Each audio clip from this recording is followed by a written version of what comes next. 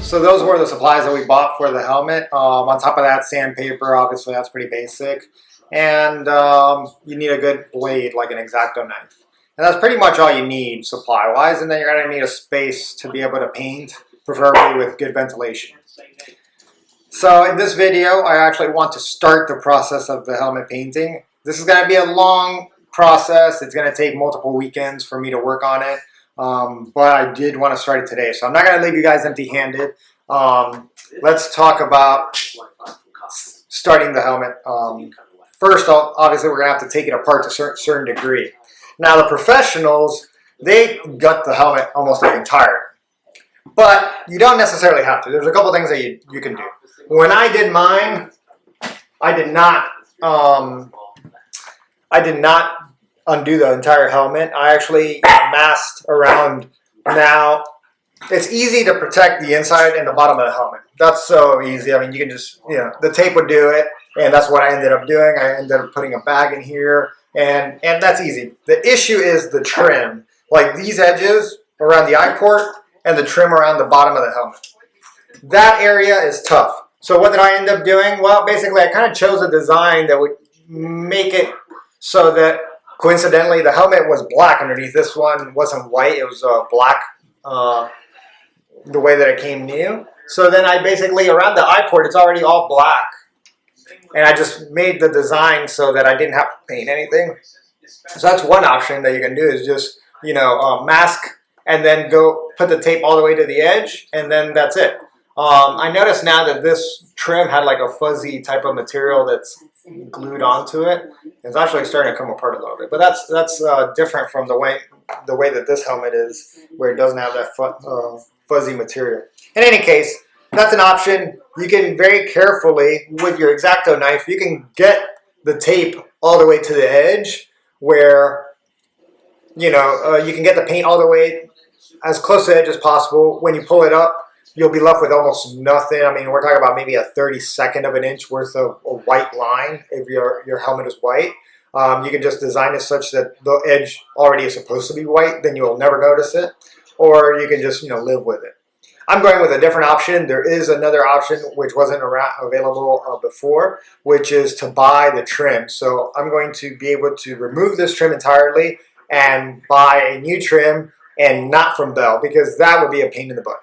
But Ant-Man, who is in Australia, sells custom trims. They call them Ant-Man's Custom Tricks, and they sell them in all sorts of colors. And not only is that convenient for the fact that I can remove this and know that where I can get the trim to replace it, but they make the helmet look awesome. So many combinations. It adds another element to the whole custom design of the helmet. It really adds up to it. And they provide custom a video for the installation, which is available on YouTube, which I watched in its entirety, and it gave me a ton of confidence that I could do it. So thank you, Ant-Man, for that. And now I'm going to go ahead and tackle this project, assured that I can take off the trims and be able to replace them. So that's what I'm going to do. I'm going to take off the trim on the eye port and the bottom of it, and then I'm just going to cover everything else. I'm not going to remove any of the foam on the inside. The pros do it because they're extremely thorough, and that's part of their job. I can protect it just because it takes more time to do it, maybe, to be able to be thorough and protect the inside and make sure that no paint gets inside of it. But it's a labor of love, so I'm going to be able to do it just fine. The custom tricks, I haven't ordered yet. I'm going to make a decision later on, but I have played around with them, and different mock-ups of what the eye port and bottom trim would look like. I'm deciding between white, green, and neon green. I actually put it up on Facebook as well to see what other people thought, and big replies, a lot of enthusiasm for the neon green. We'll see. I won't order that until the helmet's pretty much painted and I can see what color is going to look the best, because right now I'm still not quite sure about how dark or light I can make the green look. With aerosol paints or with airbrush paints, you can adjust the brightness of a color based on what is the color behind it. So if you paint over white, it'll be as bright as possible, but if you paint over gray or black or a different color, it changes it, obviously. Okay, so let's start on this. We're gonna have to remove the visor, remove the trims, and anything else that we can get our hands on. All right.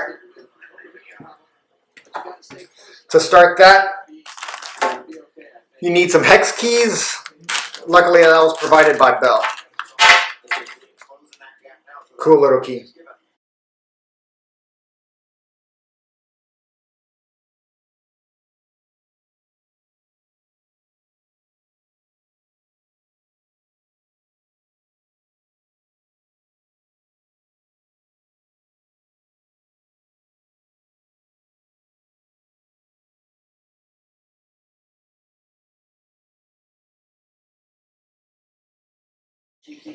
Okay.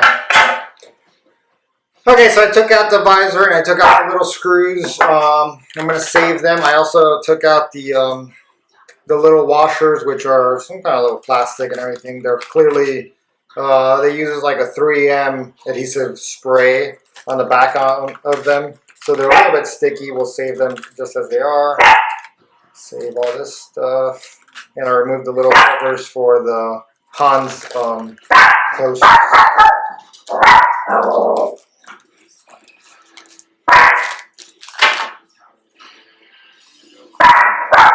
Have to remove the stickers.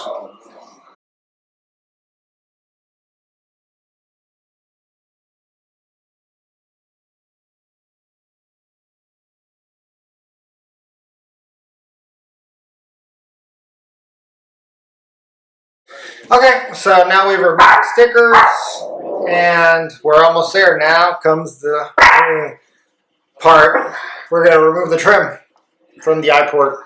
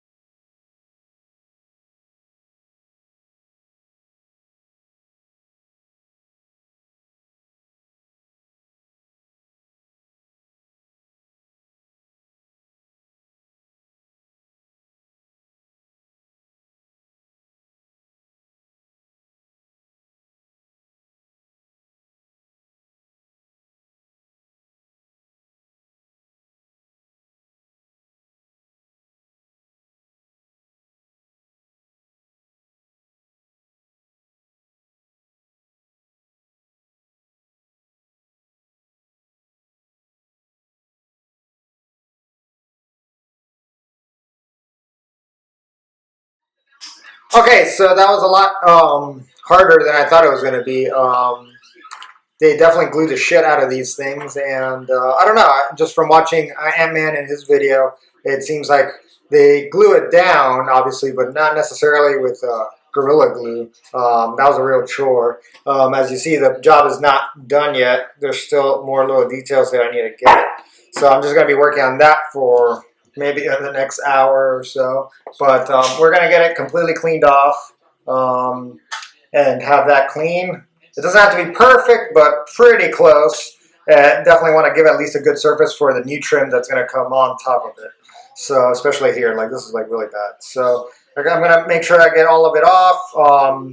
We'll see if I end up having to remove the cheek pads or not. I still hope I don't, but if I do, then I do. I'm just trying to save myself the work. But I guess I'm just going to continue working on that. The next step after that, I'm going to start taping off the eye port. So I'll basically install the tape from underneath, from behind, and then tape it up there. Tape up the bottom of the helmet to protect the inside, and then we can start sanding. I'm going to use 800 grit sandpaper, which is what I was able to find, and I'll sand it and scuff it, and then I'll lay down the first color of paint. The interesting thing about painting helmets is obviously the thought has to go into the sequence of the colors. So I put a lot of thought into it. Primarily, this helmet's going to be white and no outlines. Usually, whatever your outline color is going to be, that's the color that you probably are going to have to end up starting with. Like in this case, this helmet, I painted the entire helmet gold first. But with this helmet, I'm going to paint it white. and then we'll probably go to black, and then the greens, and then the platinum last. So that's how it's going to be, and you'll come along with it for the ride with me. Don't forget to like, comment, share the video, and if you enjoy it, please subscribe. We're going to have more videos coming out on the helmet painting, and then obviously continue doing my technical series on how to use Motec, and little bits in there I'll be able to sprinkle some real life racing stuff as well. So I hope you guys are looking forward to that as I am, and I'll see you next time. Thanks a lot.